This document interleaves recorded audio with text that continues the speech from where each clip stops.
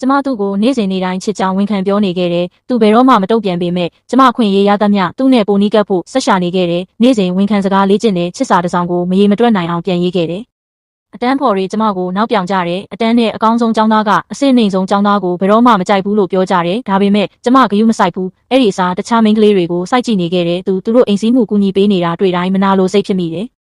တနေ့အတန်းထဲမှာဆရာကကျမရေးထားတဲ့ချစ်စာကိုတွေးလိုက်တယ်။ဆရာအတန်ထွက်ဖတ်နေချိန်မှာကျမလုံးဝရှက်ဖြစ်သွားတယ်။အဲ့အချိန်မှာသူရုတ်တရက်ထွက်လာပြီးဆရာကိုရက်တန့်လိုက်တယ်။အဲ့လောက်ရက်တစ်ခုကြောင့်ဆရာအရန်ဒေါသထွက်သွားတယ်။သူ့ကိုအတန်းနောက်ဖက်မှာရက်စေခဲ့တယ်။ဆရာကျွန်တော်ချစ်စာဆက်ဖတ်နေချိန်မှာနောက်တစ်ချက်မှာကျွန်တော်တို့အတန်းဖော်တွေတယောက်ပြီးတယောက်ချစ်တဲ့ချင်းဆိုကြတယ်။ကျွန်တော်တို့ညီညွတ်မှုကိုမြင်လိုက်ရတော့ဆရာအံ့အားသင့်သွားတယ်။ဘလို့တုံ့ပြန်ရမှန်းမသိတော့ဘူး။နောက်ဆုံးကျွန်တော်တို့အားလုံးကိုဝန်ခံရေးစာတွေရေးခိုင်းလိုက်တယ်။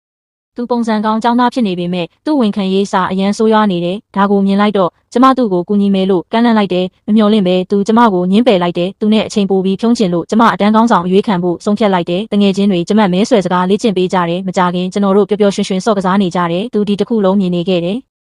မဲဆွယ်ပွဲရက်နောက်ဆုံးရောက်လာတယ်။ကျမစကားပြောရင်းခက်တုံတုံဖြစ်နေပေမဲ့တငယ်ချင်းတွေအားပေးနေလို့ပြီးဆုံးနိုင်ခဲ့တယ်။အတန်းပြီးတဲ့နောက်ကျောင်းလာမိန်းကလေးကသူ့ကိုလက်ဆောင်ပေးနေတာတွေ့လိုက်တယ်။သူမကျမကိုမြင်လိုက်တာနဲ့ချက်ချင်းကျမကိုပြောင်းလောင်လိုက်တယ်။ကံကောင်းထောက်မစွာကျမတငယ်ချင်းအချိန်မီရောက်လာပြီးကျမအတွက်ရက်တီပေးခဲ့တယ်။နောက်ဆုံးကျောင်းလာမိန်းကလေးနဲ့ကျမမဲအရေးအတွက်တူညီသွားတယ်။ကျမအနေမြန်သူ့ကိုမဲမပေးသေးဘူးလို့သတိပေးလိုက်တယ်။အဲ့အချိန်မှာသူအိမ်စည်းမှုစာရွက်တွေပုံလေးကင်ပြီးပြန်လာတယ်။တွတ်ဆုပ်မှုမရှိဘဲကျောင်းလာမိန်းကလေးကိုမဲပေးလိုက်တယ်။ကျမနှလုံးချက်ချင်းကျဆင်းသွားတယ်။